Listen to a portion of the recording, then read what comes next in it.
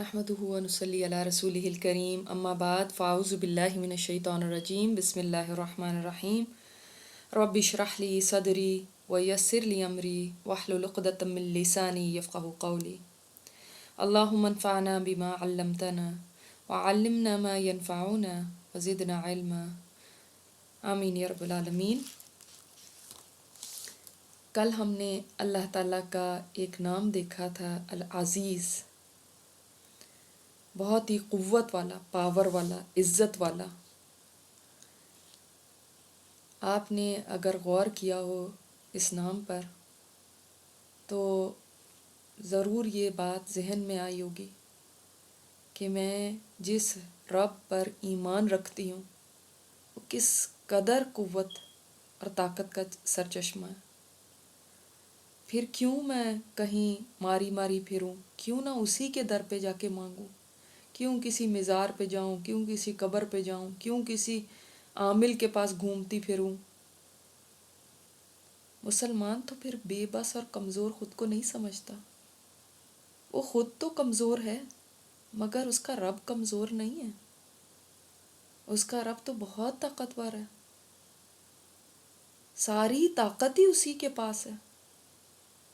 تو یہ چیز انسان کو بہت کانفیڈنس دیتی ہے، اور صرف اس در پہ جھکنے کا انسان پھر سوچ لیتا ہے کہ اس در کے سوا پھر کوئی جگہ نہیں ہے، کیونکہ جب سب کچھ ہی اس کے پاس ہے تو پھر کہیں اور کیوں جاؤں۔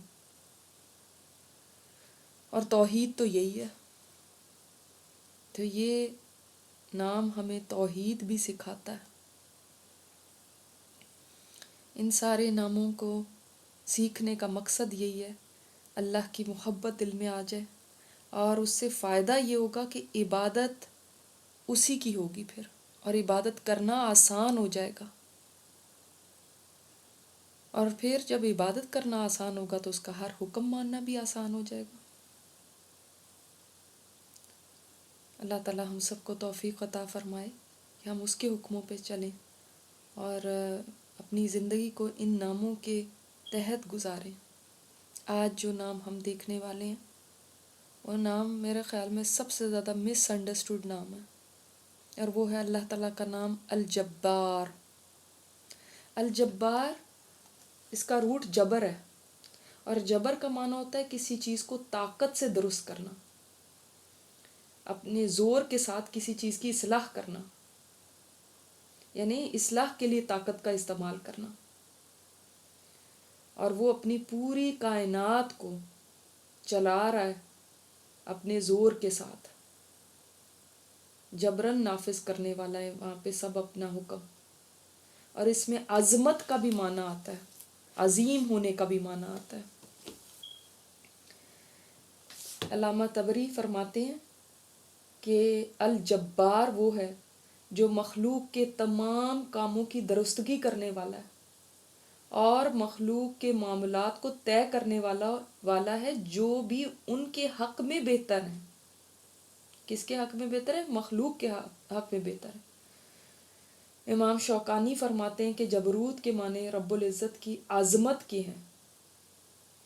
تو الجبار کون ہے؟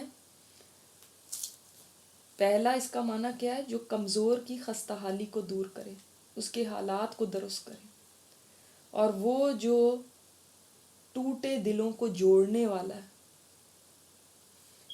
جیسے جبر الکسر ہوتا ہے، ٹوٹی ہوئی ہڈی کو جوڑنا۔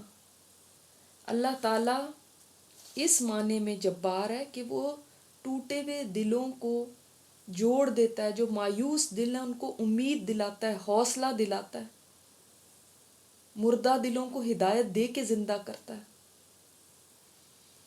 تو عربی زبان میں جابر کے معنی وہ نہیں ہیں جو اردو میں ہیں۔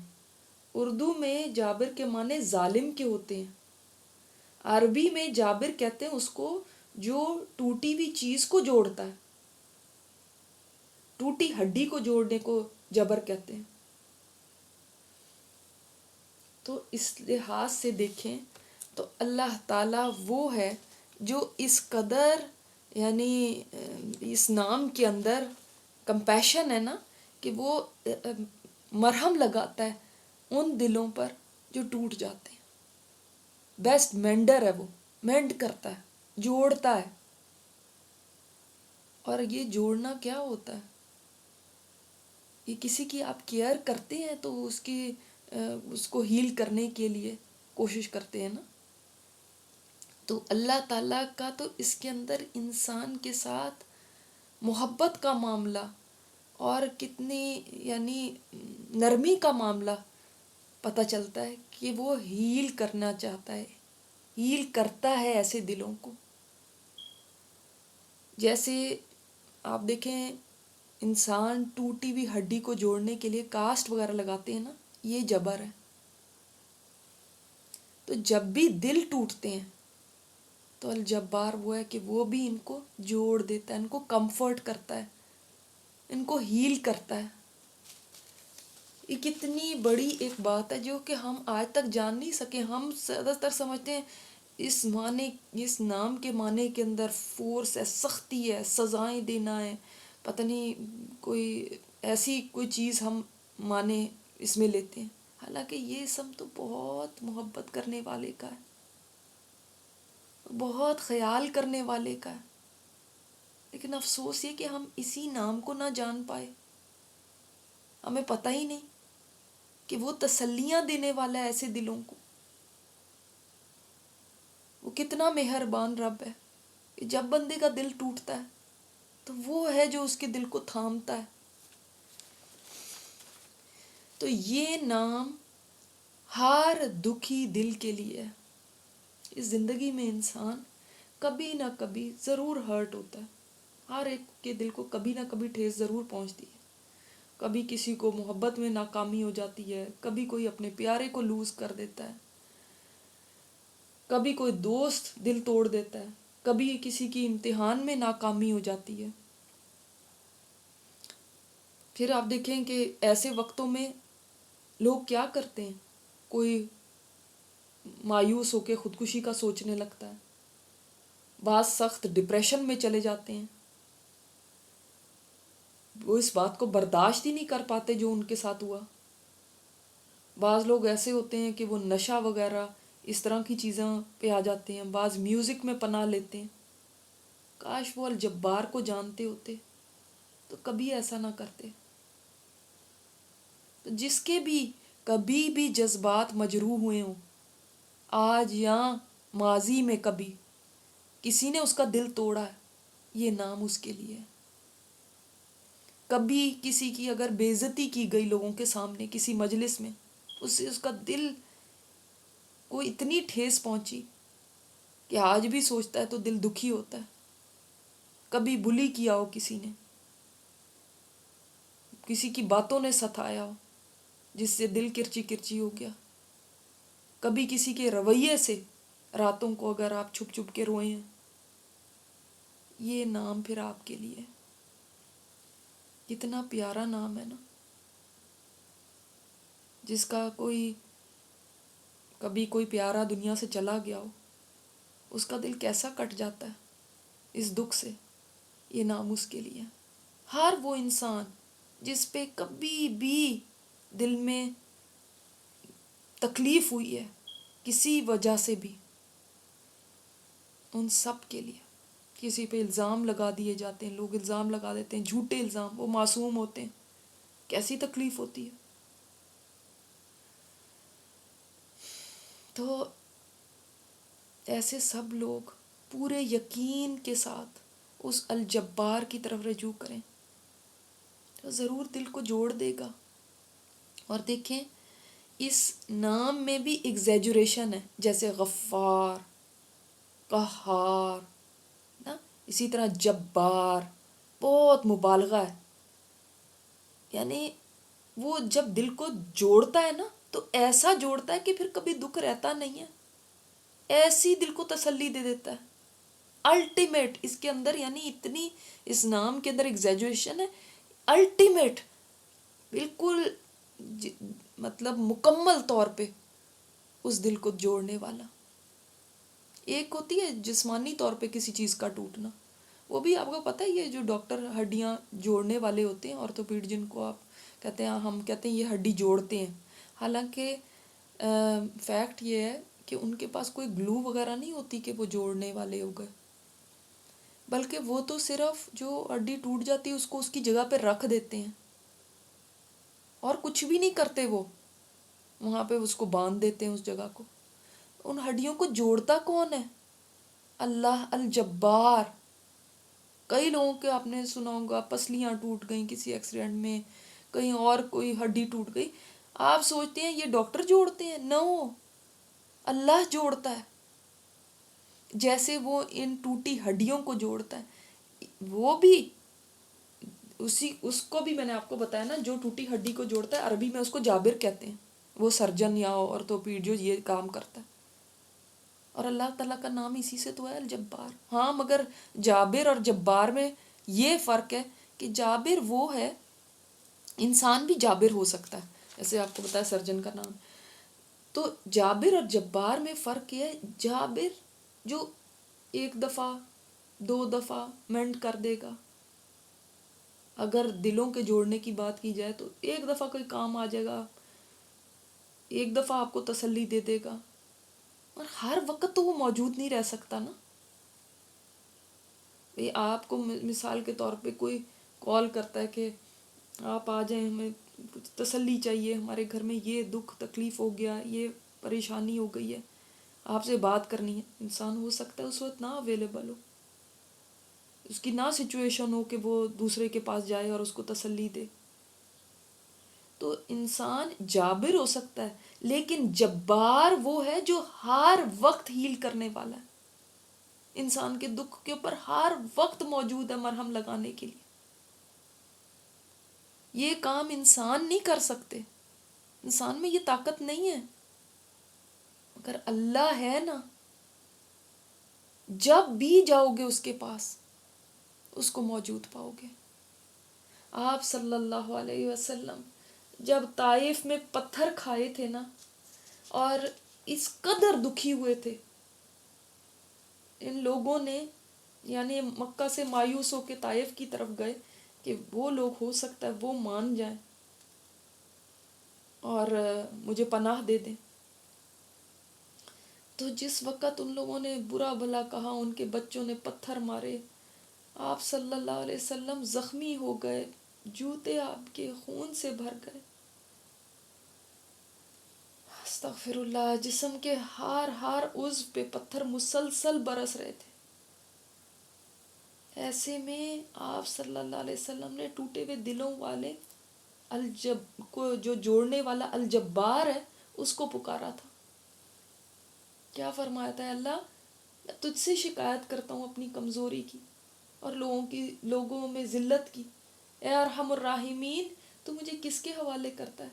کسی دشمن کے، ایسے دشمن کے جو مجھے دیکھ کے ترش روح ہوتا ہے، یا کسی قریب کے جس کو تو نے مجھ پہ قابو دے دیا ہے؟ اللہ اگر تو مجھ سے ناراض نہیں ہے تو مجھے کسی کی پرواہ نہیں، تیری حفاظت مجھے کافی ہے، میں تیرے چہرے کے اس نور کے ذریعے جس سے تمام اندھیرے روشن ہو جائیں اور جس سے دنیا اور آخرت کے سارے کام درست ہو جاتے ہیں، یعنی اس چہرے سے، اس چہرے کے نور کے ذریعے پناہ مانگتا ہوں کہ مجھ پہ تیرا غصہ ہو یا مجھ پہ تو ناراض ہو، اور تیری ناراضگی کا اس وقت دور کرنا ضروری ہے جب تک تو راضی نہ ہو جائے۔ لا حول ولا قوت الا باللہ، اللہ تیرے سوا کوئی طاقت نہیں، کوئی قوت نہیں۔ تو یہ دعا جب آپ صلی اللہ علیہ وسلم نے کی تھی تو اس کے بعد پتہ ہے کیا کیا ہوا تھا؟ پھر اس الجبار نے کیسے آپ صلی اللہ علیہ وسلم کے دل کو مینڈ کیا تھا، کیسے مرہم رکھا تھا۔ فوراً اس وقت جبرائیل علیہ السلام اتر آئے کہ آپ بتائیے، پہاڑوں کا فرشتہ تیار ہے کہ ان لوگوں کو کچل دیا جائے ان پہاڑوں کے بیچ میں۔ اسی وقت اللہ تعالیٰ نے کمفرٹ کیا، پھر ایک غلام ایمان لے آیا، پھر اس کے بعد ہی تھی جنوں کی جماعت جو جا رہی تھی اور انہوں نے قرآن سنا اور وہ ایمان لے آیا، اور اللہ تعالیٰ نے قرآن اتار دیا کہ دیکھیں اگر آپ کو یہ لوگ نہیں مانتے تو کوئی نہیں، آپ کیوں دکھی ہوتے ہیں؟ کوئی اور مخلوق ہے جو آپ پہ ایمان لے آئی؟ اس کے بعد ہی وہ واقعہ معراج ہوا. تو اللہ تعالیٰ نے کیسے دل کو تھام لیا. اللہ کی قسم اگر کافر جو اللہ کو نہیں مانتا وہ بھی اللہ کی طرف رجوع کرے ٹوٹے دل کے ساتھ, تو اللہ تعالیٰ اس کے دل کو بھی قرار دے دیتا ہے. اس کا ثبوت کیا ہے کہ اللہ تعالیٰ خود فرماتا ہے جب کافر سمندروں کے سفر پہ جاتے ہیں اور ان کی کشتیاں ڈولنے لگتی ہیں تو اس اللہ کو پکارتے ہیں. اس وقت کون ہے جو مجبوری کے اندر اللہ کو پکار رہا ہے اور اللہ تعالیٰ اس کے کام کو سنوار دیتا ہے, اس کے دل کو تھام لیتا ہے. اللہ تعالیٰ اس وقت جو وہ پریشانی کے اندر اللہ کی طرف رجوع کرتا ہے, اللہ تعالیٰ ایسے دل کو بھی کیسے اس اضطراب سے نکالتا ہے. اللہ تعالیٰ کو پتہ تھا کہ میرے بندوں میں ایسے دکھی ہوں گے, ان کے دل ٹوٹیں گے, تو ان کو الجبار کی ضرورت ہوگی. تو اس نے اپنا نام الجبار رکھا اور ہمیں یہ نام بتایا تاکہ جس کا دل ٹوٹے اس کو کہیں اور جانے کی ضرورت نہیں, اس کے لیے وہ الجبار ہے نا. وہ جانتا تھا کہ ہماری زندگی میں ایسے لمحات آئیں گے جب بہت تکلیف ہوگی دل میں, جب دل بہت دکھی ہوگا, تو تمہیں پھر کوئی دامن چاہیے ہوگا جہاں پہ پناہ لے لو, دل کو تسلی دینے کے لیے کوئی چاہیے ہوگا. تو اس نے اپنا نام ہی الجبار رکھ لیا. واللہ ایسا نہیں ہو سکتا کہ آپ اس الجبار کے پاس جائیں اور وہ آپ کے دل کو نہ تھامے, وہ آپ کے دل کو نہ جوڑے. کیا ثبوت ہے اس بات کا؟ اس لیے کہ اس کا نام ہی الجبار ہے.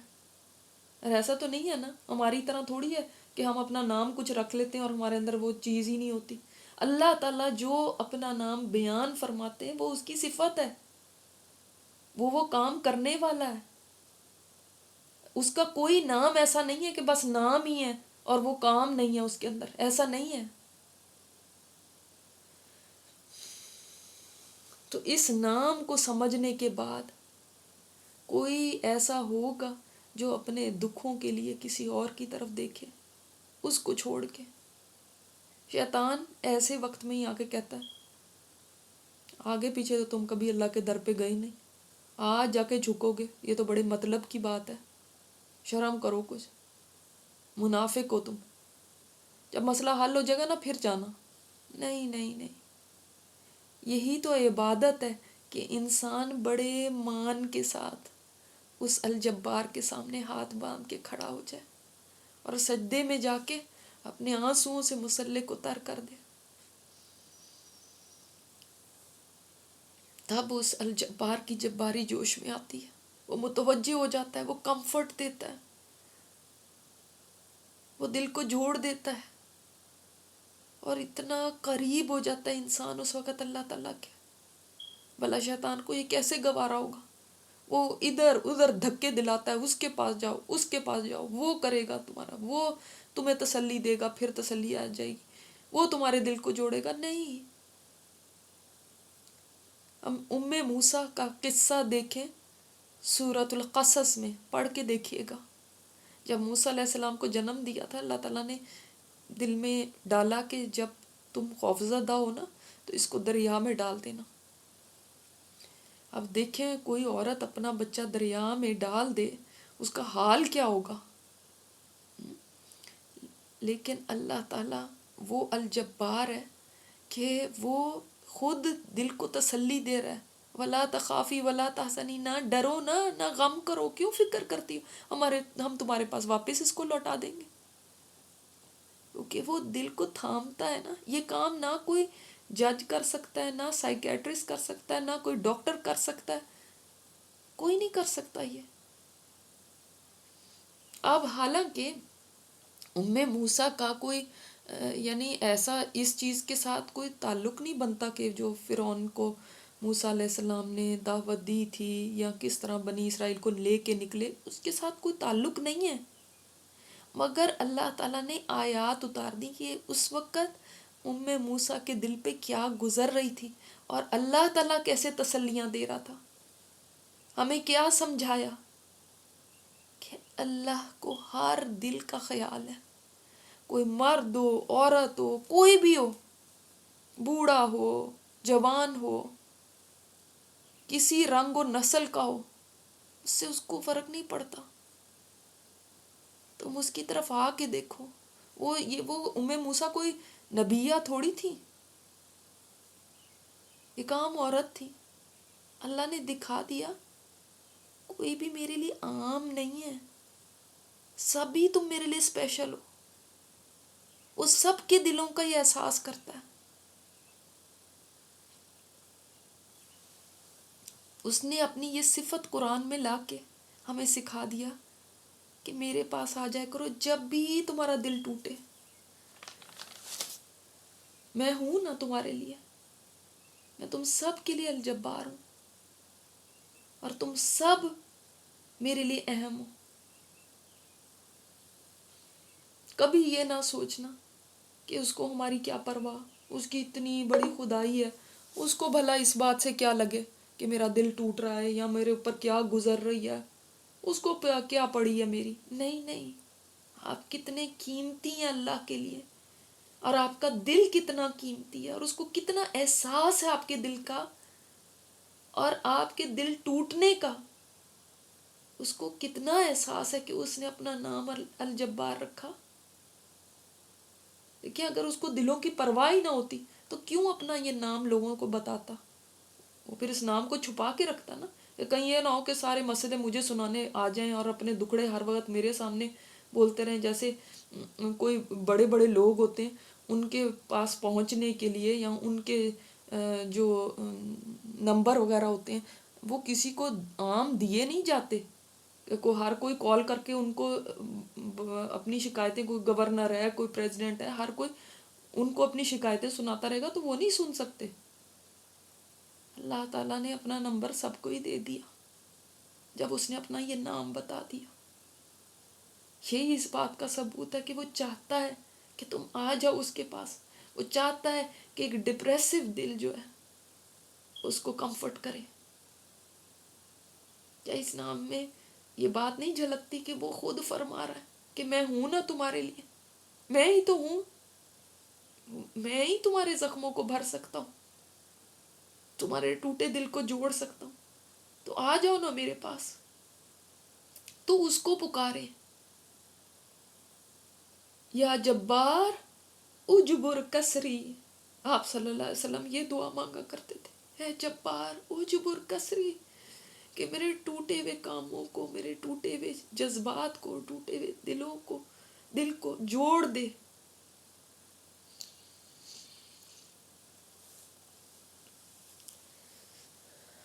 تو یہ بڑی پیاری دعا ہے، اور یہ دعا ہمیں بتاتی ہے کہ آپ صلی اللہ علیہ وسلم کو بھی جب بھی کوئی ایسی مسئلہ ہوتا تھا تو ایسی دعا کے ذریعے اللہ کو پکارا کرتے تھے، اسی نام کے ذریعے. تو ہم بھی اس نام سے اللہ کو پکاریں.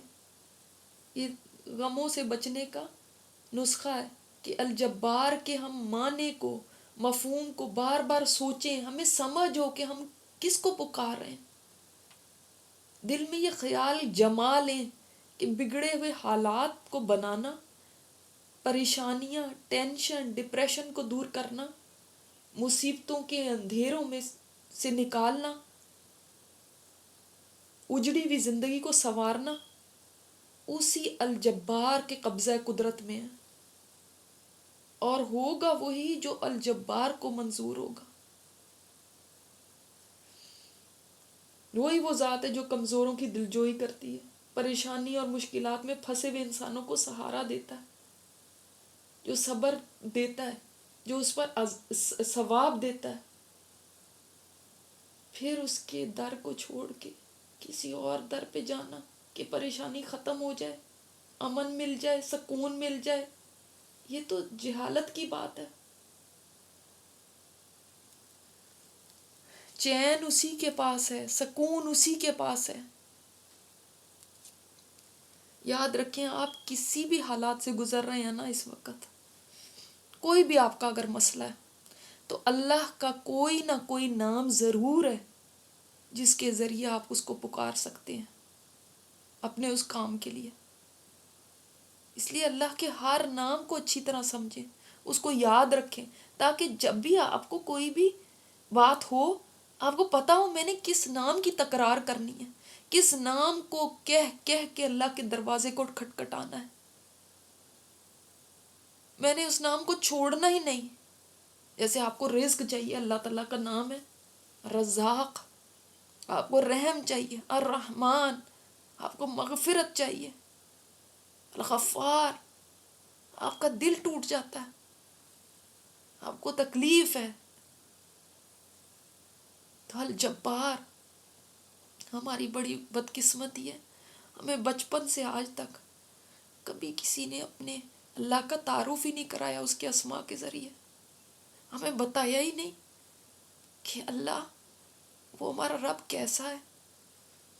اور یہی پتا تھا ہمیشہ سے اب وہ تمہارا خدا ہے، اس کے آگے کچھ نہیں.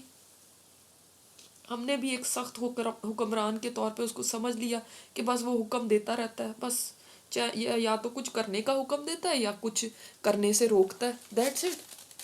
اس سے آگے ہمیں نہیں کچھ سمجھ. اس سے اندازہ کریں کہ سورہ اخلاص ہم کب سے پڑھ رہے ہیں. اللہ الصمد ہے، یہی نہیں پتا صمد کیا، اس کے معنی کیا ہیں، وہ کون ہوتا ہے الصمد. ہم نے تو اس کو سمجھا ہی نہیں. کتنا ظلم ہے نا یہ. دل روتا ہے جب یہ پتا چلتا ہے کہ لوگوں نے اتنے پیارے رب کو جانا ہی نہیں. اور اس کے بعد ہم یہ بھی دیکھ لیں ایک بات، اس ساری جو ہمارے اوپر اثر ہونا چاہیے اس نام کا. ایک تو ہم نے یہ سمجھ لیا نا کہ ہم نے اس نام کے معنی کو سوچ سوچ کے اپنے اندر یہ یقین بٹھانا ہے کہ بس وہی ہے، اس نے میرا دل جوڑنا ہے. اللہ میں نے نہیں تیرا در چھوڑنا جب تک کہ تو نہ میرے دل کو مرہم لگا دے، تو نہ جوڑ دے. کیا ایک تو یہ بات سمجھ آئی. دوسرے ہمیں یہ بات سمجھ آتی ہے کہ کبھی ہم کسی کا دل نہ دکھائیں، کبھی کسی کو الٹے سیدھے کمنٹس نہ دیں، اس کے پر ہنسیں نہیں، اس کی بے عزتی نہ کریں، کسی کی توہین نہ کریں، کسی کی عزت نہ اچھالیں. اس لیے کہ اگر وہ الجبار کے پاس چلا گیا نا تو وہ پھر صرف اس کے دل کو نہیں جوڑے گا، اس کا بدلہ بھی لے گا. اور ہم سمجھتے ہیں نہیں کچھ بھی نہیں ہوا، میں نے تو کیا تھا، ایسا بھی کیا ایسا بھی کیا، کچھ نہیں ہوا. ضروری نہیں اسی وقت وہ سامنے چیز آ جائے، کبھی کبھی بہت سال لگ جاتے ہیں. اور آپ نے کسی کا اگر دل دکھایا ہوتا ہے نا، کئی سال پہلے دکھایا مثلا، وہ الجبار اپنے اس دکھی ہونے والے بندے کا بدلہ کئی سالوں کے بعد اس طرح سے لیتا ہے کہ وہی چیز انسان کے آگے آ جاتی ہے. پھر اس کو یاد آتا ہے او ہو میں نے فلاں وقت میں فلاں کے ساتھ یہ بات کی تھی، نے اس کے ساتھ یہ کیا تھا، یہ اس کا اللہ نے مجھے دکھایا. سمجھ آ جاتی ہے پھر. تو وہ الجبار وہ ہے کہ صرف دکھی دل کو تھامتا ہی نہیں ہے، اس دکھی دل کو ٹھنڈا کرنے کے لیے اس کا بدلہ بھی لیتا ہے. بتائیں اتنا کوئی خیال کرنے والا ہوگا ہمارے دلوں کا؟ بعض دفعہ ایون ماں باپ بھی دل توڑ دیتے ہیں، کوئی ایسی باتیں کر دیتے ہیں جس سے انسان کا دل دکھی ہو جاتا ہے. مجھے بتاؤ کہ کوئی اس رب جیسا تمہیں ملے گا کہیں؟ اس کو چھوڑ چھوڑ کے تم بھاگتے ہو. فَأَيْنَ تَذْهَبُونَ جب بھی وہ کہتا ہے نا کدھر جا رہے اس کو چھوڑ کے، کوئی تمہارا اتنا خیال کر سکتا ہے؟ یہ بتاؤ. تو اس اللہ کی طرف آئیں، اس کے سوا کوئی پناہ نہیں ہے. دل دکھی بھی ہو جائے تو کہیں اور پناہ نہ لے، فوراً اس کے پاس روتے ہوئے آ جائیں.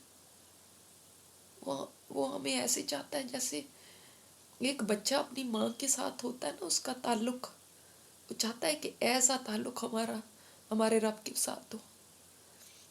آپ دیکھتے ہیں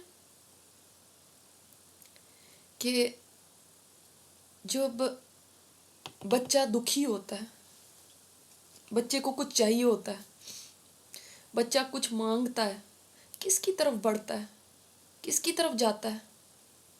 اس ماں کی طرف. حالانکہ وہ ماں کمزور ہے، وہ ماں اس کو کچھ نہیں دے سکتی، مگر وہ بچہ یہ سمجھتا ہے کہ یہ ماں ہی میرے ہر مسئلے کا حل کر سکتی ہے. اس کو کھانا چاہیے، وہ ماں کی طرف جاتا ہے. اس کو کوئی بچہ مارتا ہے، وہ ماں کی طرف بڑھ کے آتا ہے. اس کو ماں بھی اگر مارے نا تو ماں ہی کے پیروں سے چمٹا ہوتا ہے، ماں ہی کے دامن کو پکڑ لیتا ہے.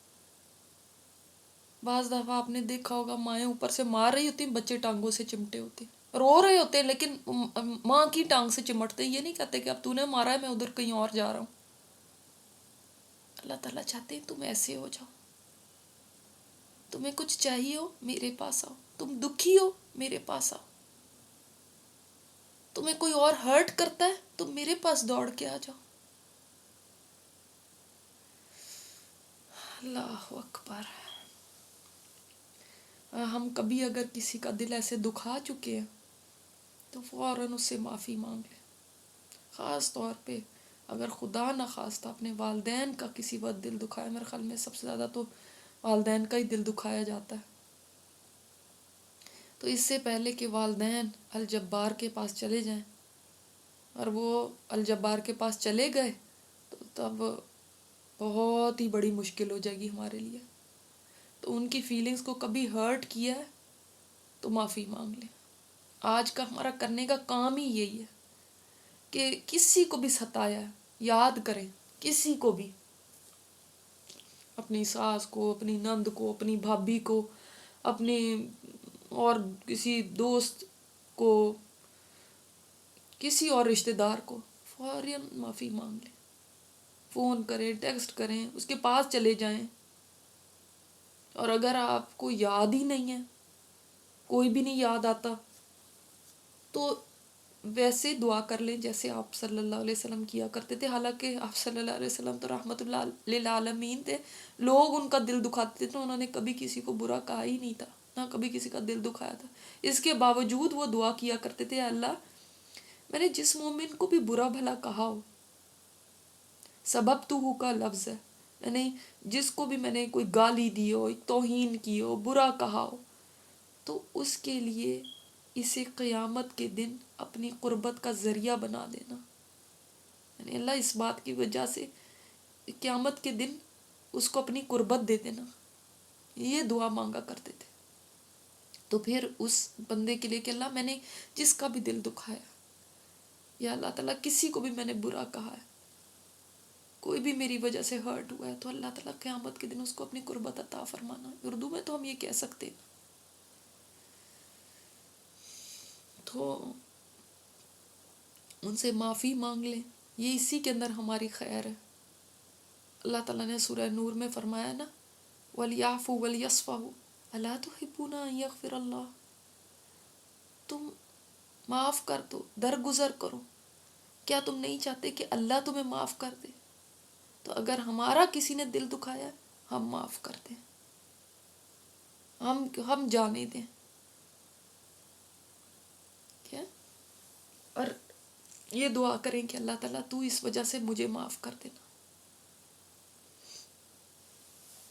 آج کی جو ہماری دعا ہے اس میں بھی یہ نام موجود ہے، اور یہ وہ دعا ہے جو آپ صلی اللہ علیہ وسلم 2 سجدوں کے درمیان بھی مانگا کرتے تھے. جیسے ہم 2 سجدوں کے درمیان بیٹھتے ہیں نا، تو اس بیٹھنے کے دوران آپ صلی اللہ علیہ وسلم یہ دعا مانگتے تھے، اللہم اغفر لی، اے اللہ میری مغفرت کر دے، وارحمنی، مجھ پہ رحم فرما، وجبرنی، یہ ہے الجبار سے، وجبرنی، میرے حالات درست کر دے، وہدینی، مجھے راستہ دکھا دے، یعنی ہدایت دے دے، ورزقنی، اللہ مجھے رزق دے دے. تو اس دعا میں 5 چیزیں مانگ لی آپ نے. مغفرت بھی مانگ لی کہ بخشش ہو جائے میری، رحمت بھی اللہ تعالیٰ کی مانگ لی، اپنے حالات کی درستگی بھی مانگ لی کہ میرے حالات فکس کر دے. اللہ تو فکس کرنے والا تو ہے، مینڈ کرنے والا تو ہے. ہدایت بھی مانگ لی اور روزی بھی مانگی. تو تمام اہم جو چیزیں ہیں، امپورٹنٹ ترین چیزیں ہم نے مانگی. تو اس دعا کو مانگے، اللہ معاف کر دے، اللہ مجھ پہ رحم کر، اللہ میرے کاموں کو اپنی رحمت کے ساتھ سیدھا کر دے، میرا بیڑا پار کر دے. یقین کے ساتھ مانگے.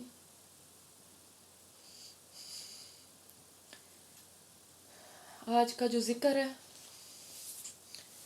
وہ ذکر اتنا پیارا ذکر ہے، اس لیے کہ یہ جنت کا خزانہ ہے. یا اگر آپ کو جنت کا خزانہ چاہیے نا تو آپ یہ ذکر کیا کریں.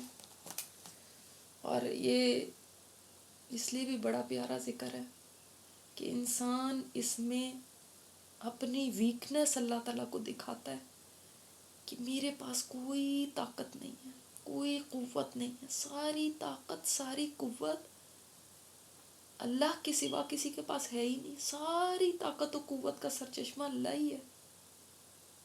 آپ صلی اللہ علیہ وسلم نے فرمایا کیا میں تمہیں جنت کے خزانوں میں سے ایک خزانہ نہ بتاؤں؟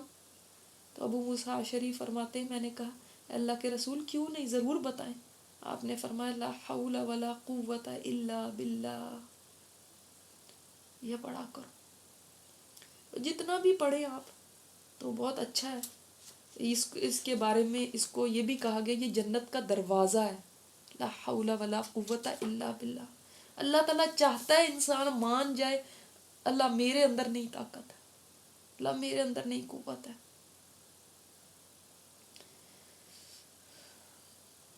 اب آپ نے آج تو بڑا اچھی طرح اندازہ کر لیا ہوگا کہ اللہ کے نزدیک اپنے بندوں کے دل کتنے قیمتی ہیں.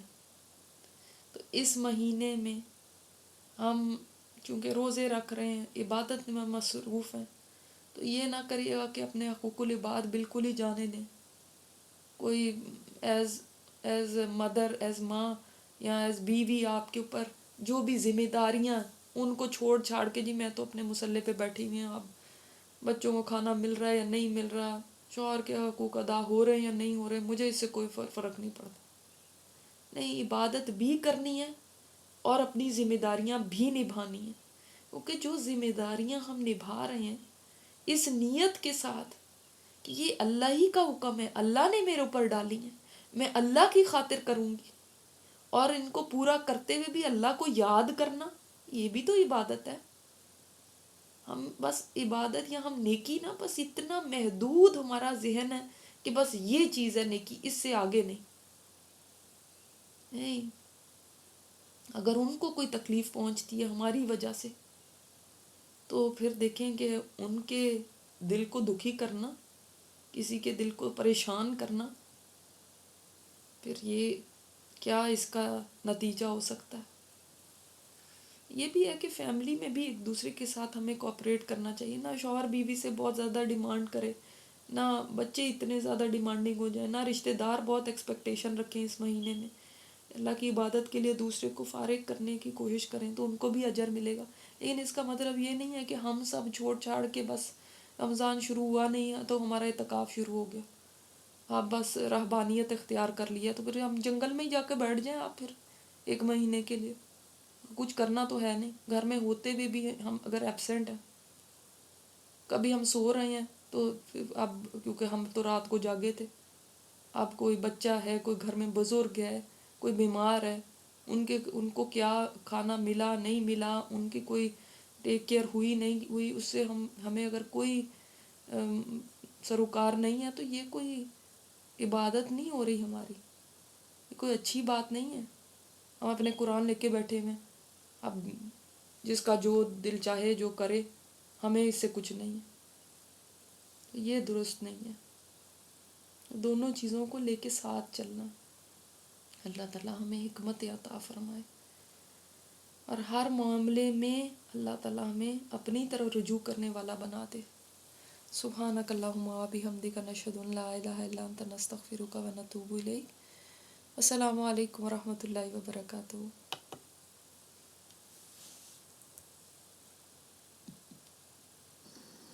اللهم اغفر لي وارحمني واجبرني واهدني وارزقني اللهم اغفر لي وارحمني واجبرني واهدني وارزقني